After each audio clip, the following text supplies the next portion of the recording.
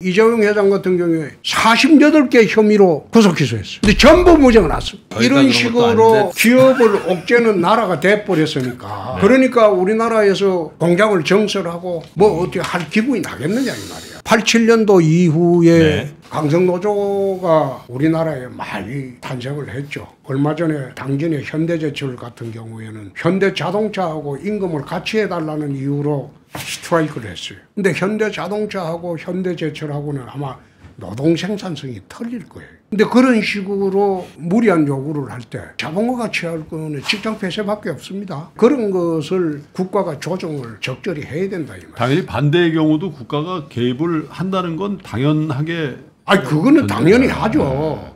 근데 경제민주화 조항을 내걸어 가지고 그걸 경제의 기본 원칙으로 삼아서는 안 된다 이 말이에요. 경제민주화 조항은 원칙에 대한 예외 조항입니다.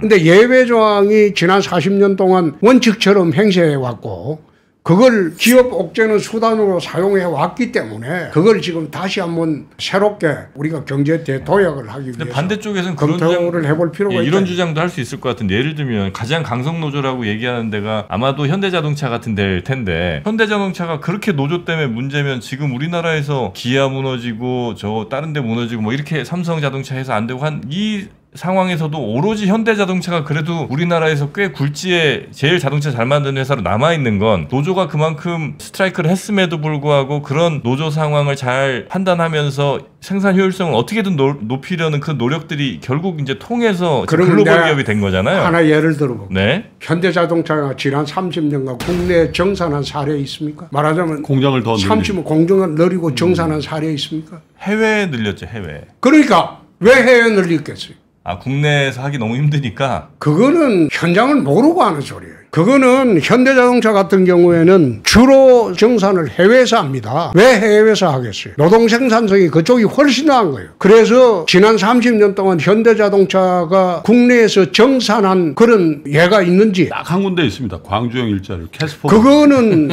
다르죠. 그러니까 다르다. 그거는 왜 다른가 하면 임금을 거의 울산의 3분의 2나 그 수준으로 했을걸요? 밥 안 하기로 하고. 그러니까 그거 했죠. 그 외에는 현대자동차라고 하더라도 국내에 정산한 사례가 내 기억으로는 없습니다. 전부 해외 공장으로 정설해가지고 거기서 공장 지어가지고 지금 세계 3대 자동차 기업이 됐죠. 지금 뭐 우리나라의 대기업이 미국에 왜 거기에 반도체 공장 짓고 그 다음에 자동차 공장을 짓겠습니까? 우선 미국에서 지을 때는 거의 주정부에서 땅이 거의 공짜입니다. 수백만 평을 100년 동안 1달러 정도로 렌트합니다. 공장 부지가. 뭐 그런 경우도 있죠. 대부분 그래 하죠. 거기다가 주정부에서 보조금 내려오잖아요. 우리나라 그래 합니까? 그래 했다가는 대기업 특혜한다고 난리치죠. 우리나라는 그래 못해요. 그러니까 거기 가서 반도체 공장을 짓고 거기에 자동차 공장을 짓고 하면 수만 명씩 고용을 하고 일자리 만들어주고 그렇게 할 수가 있는데 뭐 하려고 우리나라에서 공장을 짓겠습니까? 예컨대 반도체 공장을 지금 아마 용인 지역에 하는데 그 땅 한 평 얼마예요? 대략 한 1,500만 원? 아, 그렇게 비싸요?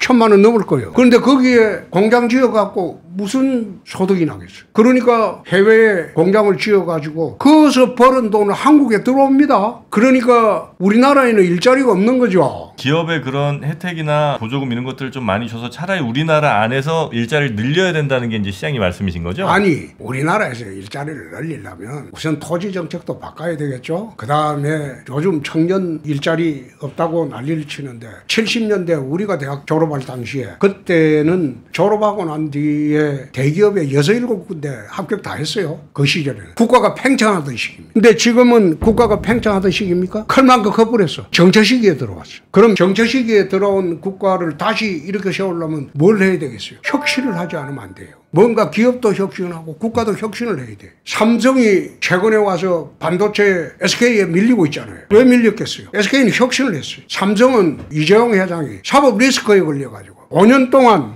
법원에 쫓아다니고 있잖아요. 그러니까 혁신할 기회가 있겠어요? 이 나라에서 기업할 그런 기분이 나겠느냐 이거예요. 지난번에 이재용 회장 같은 경우에 48개 혐의로 구속 기소했어요. 근데 전부 무죄가 났어요. 그런데도 상고했잖아요. 그걸 면책적 상고라고 합니다. 책임 면하려고. 아, 검찰 쪽에서. 그럼 이런 식으로 기업을 옥죄는 나라가 돼버렸으니까 그러니까 우리나라에서 기업을 갖다가 공장을 정설하고 뭐 어떻게 할 기분이 나겠느냐 이 말이야.